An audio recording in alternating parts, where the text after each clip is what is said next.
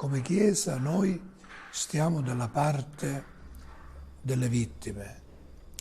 E noi come Chiesa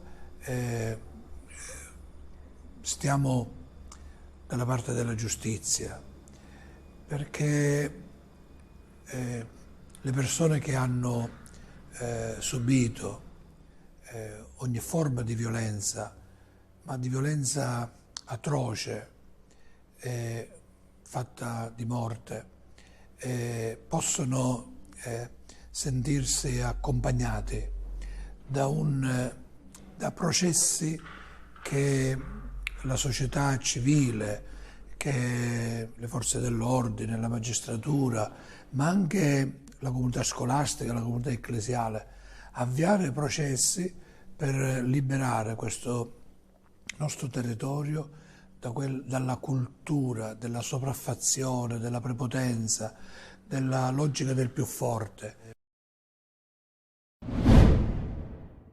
La misura cautelare della sospensione dal pubblico ufficio è stata eseguita oggi dalla polizia a carico di un docente di un istituto superiore con sede a Sant'Agata di Militello in provincia di Messina. Le indagini complesse ed articolate condotte dagli agenti del commissariato di Sant'Agata sotto la direzione e il coordinamento della Procura della Repubblica di Patti avrebbero consentito di rappresentare un quadro ben delineato a carico del docente che allo stato è provvisoriamente accusato di violenza sessuale nei confronti di una studentessa minorenne frequentante l'istituto presso cui insegna l'indagato. La provvisoria contestazione sarebbe consistita nel palpeggiamento della ragazzina appositamente convocata alla cattedra con una scusa dal professore. L'episodio risale allo scorso mese di marzo. Il giudice per le indagini preliminari di Patti ha valutato positivamente l'ampio quadro indiziario offerto, rafforzato dalle testimonianze di diversi studenti che hanno dato riscontro alle risultanze delle indagini.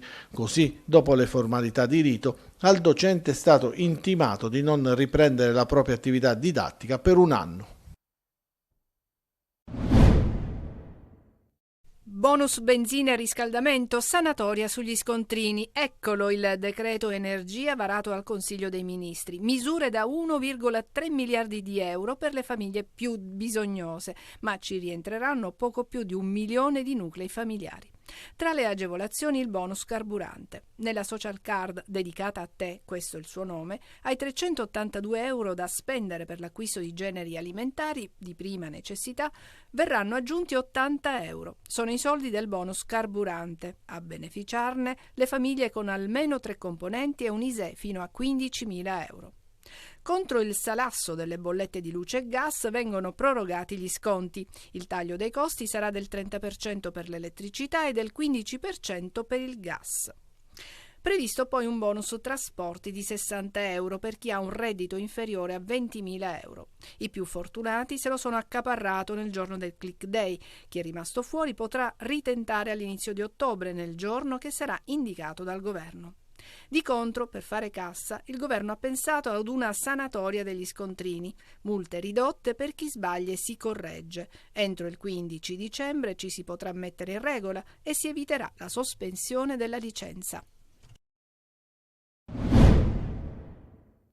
Una discarica abusiva operativa a qualche chilometro dal centro abitato che nessuno si è nemmeno preoccupato di nascondere e dove quotidianamente operano dei mezzi che vanno a scaricare rifiuti di ogni tipo senza alcun timore di essere scoperti o peggio sanzionati. Un terreno presumibilmente privato protetto solo da una sottile catenella all'ingresso ma comunque di facile accesso. Il terreno è proprio accanto alla gelabutera ed è di facile accesso nonostante la catenella che è stata messa all'ingresso. Come vedete sono circa 15-20 mila metri quadri di terreno interamente coperti di cumuli di rifiuti inerti edili. Tutti i rifiuti sono suddivisi ordinatamente in cumuli pronti da interrare, una situazione vergognosa che a giudicare dalla mole enorme dei cumuli va avanti indisturbata da anni. Guardate la differenza di livello rispetto al terreno originario, parliamo di quasi 1,5 metri, anche 2 metri in certi punti, tutti di rifiuti inerti. E come vedete tutta questa zona è stata spianata con il fuoco, presumibilmente per tornare a livellare il tutto con i rifiuti. La quantità di inerti è davvero impressionante. Lungo l'area sono centinaia i metri quadri ricoperti da rifiuti che sono considerati speciali o pericolosi e che dovrebbero essere smaltiti correttamente, di certo non abbandonati all'aperto. Guardate qui a terra i segni di movimentazione di mezzi pesanti. Ce ne sono praticamente dappertutto e sono freschissimi. Segnale che qui i mezzi pesanti vengono spesso e vengono proprio, come vedete, a sbancare i vari cumuli di rifiuti inerti. Un vero e proprio racket dei rifiuti denunciato dall'associazione antiracket gelese, che invita tutti a non voltare la testa dall'altra parte. Bisogna sempre denunciare e soprattutto dimostrare l'amore che abbiamo per questa città.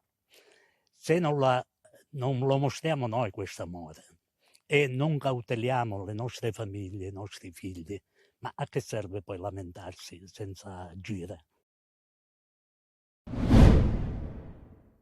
Una mobilità sempre più sostenibile per far fronte ad un traffico insostenibile, con troppi catanesi sempre più schiavi dell'auto e tanti cittadini che si lamentano dei mezzi pubblici con tempi d'attesa alle fermate che a volte superano l'ora. È in questo contesto che AMTS e Sostare, unite sotto un'unica insegna, vanno alla ricerca della svolta ecologica, potenziando il parco mezzi elettrici. Una strategia all'insegna della mobilità sostenibile. Questi autobus già li abbiamo visti in città, ne vedremo tanti altri. Autobus che non inquinano e che danno un maggiore servizio, una maggiore efficienza a disposizione dei nostri cittadini. Questo è un grande passo in avanti per la città di Catania e per l'azienda dei trasporti e consentirà ovviamente a Catania di essere tra le città d'Italia più innovative da questo punto di vista. Ma non è tutto rose e fiori. Da piazza Federico di Svevia, dove sono stati esposti i nuovi autobus, a via Plebiscito, dove mezzi elettrici e non si fanno attendere. In questa palina il tempo di attesa del 431enne è di 44 minuti. Facile immaginare l'umore di chi si affida ai mezzi pubblici. Da sempre è stato così, poi da qualche anno hanno dimezzato il numero di vetture, per cui l'attesa è di non minimo un'ora. Sono delle attese infinite, sono 45 minuti di vita che se ne vanno e non tornano più. Storicamente hanno sempre funzionato male, adesso se la situazione si è migliorata non lo so, ma non credo. Questa la replica di AMTS. Non basta solo avere i bus nuovi, questo ovviamente aiuta per la regolarità del servizio e per la frequenza, serve anche potenziare il servizio di trasporto pubblico. Questi sono dei piccoli tasselli, ma il lavoro è ancora tanto. Un incubo durato 7 anni per Santo Bonasera, impiegato della città metropolitana di Messina. La sua storia è quella di un innocente finito per uno scambio di persona nel ciclone dell'inchiesta giudiziaria avviata nel 2012 contro i cosiddetti furbetti del cartellino all'ex provincia regionale di Messina. Mia moglie si sentiva male ogni giorno, non dormivamo più la notte. Io, avendo avuto 2 infarti, sono un cardiopatico, immagini lei come ogni volta che andava al tribunale quello che succedeva. Il processo si è concluso nel 2019 con 39 condanne e 18 assoluzioni, tra gli assolti anche Bonasera, che ancora ricopre l'incarico di portiere all'interno dello stabile dell'ente. Ha accusato di aver spostato con un bastone una delle telecamere di sorveglianza in modo da eludere i controlli.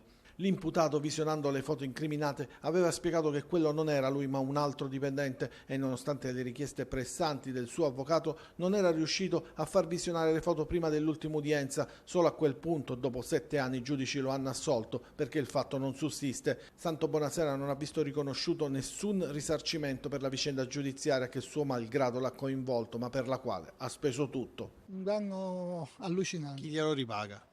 Non lo vuole ripagare nessuno. Ci rivolgiamo alla Corte di Strasburgo perché non è possibile che una persona che è innocente si rovini la vita, perché ho la vita rovinata.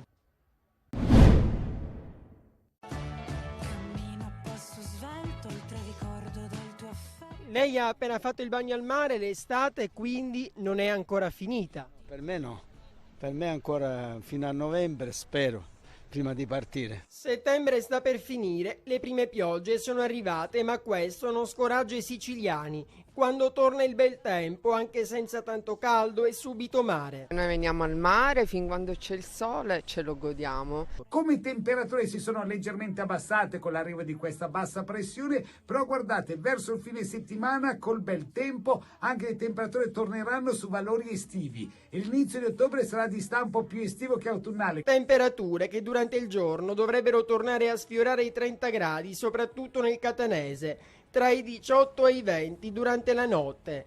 In autunno gli esperti non escludono giorni di maltempo e freddo alternati a sole e caldo, un clima impazzito a cui dovremo sempre più abituarci. Ci dobbiamo aspettare di tutto. Fino a novembre e dicembre sicuramente che ancora Farà un clima caldo. Le stagioni non vengono mai rispettate, l'estate dura da aprile a novembre. Per un altro tuffo al mare, comunque, non bisognerà aspettare la prossima estate. Andiamo al mare? Catania-Foggia finisce con i tifosi della curva che urlano «Vogliamo gente che lotta». Il risultato finale, 0-2, parla di un'altra sconfitta casalinga, riflette una classifica non da Catania. Tabiani così a fine partita. Non sono per niente preoccupato, poi perché soprattutto ho visto lo spirito che volevo vedere, una squadra che è andata ad aggredire, che ha creato delle situazioni. Se la prestazione è certamente migliore rispetto a quella vista a Monopoli, i numeri parlano chiaro. 4 partite giocate, 2 sconfitte, tutte in casa, soli 2 gol segnati. E sul gioco resta sempre l'impressione di una squadra che non sa velocizzare, che gioca in orizzontale e che vive al momento sui lampi di Chiricò. Al 13° è lui a innescare una bella azione, Rocca costringe alla parata nobile dopo il cross radente di Castellini. È l'unico vero lampo di un primo tempo in cui Tabiani rivoluziona la squadra di Monopoli. 5 cambi su 11, Quaini e Castellini in difesa, Deli a centrocampo, Bocic e Sarao davanti. Non è un turnover, è questione di ottimizzare le prestazioni. È chiaro che alcuni giocatori che magari avevano fatto 2 gare verso 40-35 minuti alla fine potevano trovare magari un ritmo un po' più lento e avevano più possibilità di trovare spazi. Nella ripresa entrano Di Carmine, Zammarini e poi Marsura, oltre a Beters subito per rimpiazzare l'infortunato Olivieri. Fiammate come la traversa di Chiricò, ma poi arriva il vantaggio dei foggiani. Palla che esce dall'area, Ladinetti non chiude, Marino insacca. Qualche altra parata del portiere foggiano, nel finale Curado e Beters che favoriscono il 2-0 di Tonin. I tifosi, che avevano accolto la squadra con il solito calore, ricordando anche il povero Manuel Puglisi, non restano impassibili e fanno capire la loro delusione. A Catania, mentre si attende il gioco, non possono mancare i risultati, soprattutto al Massimino.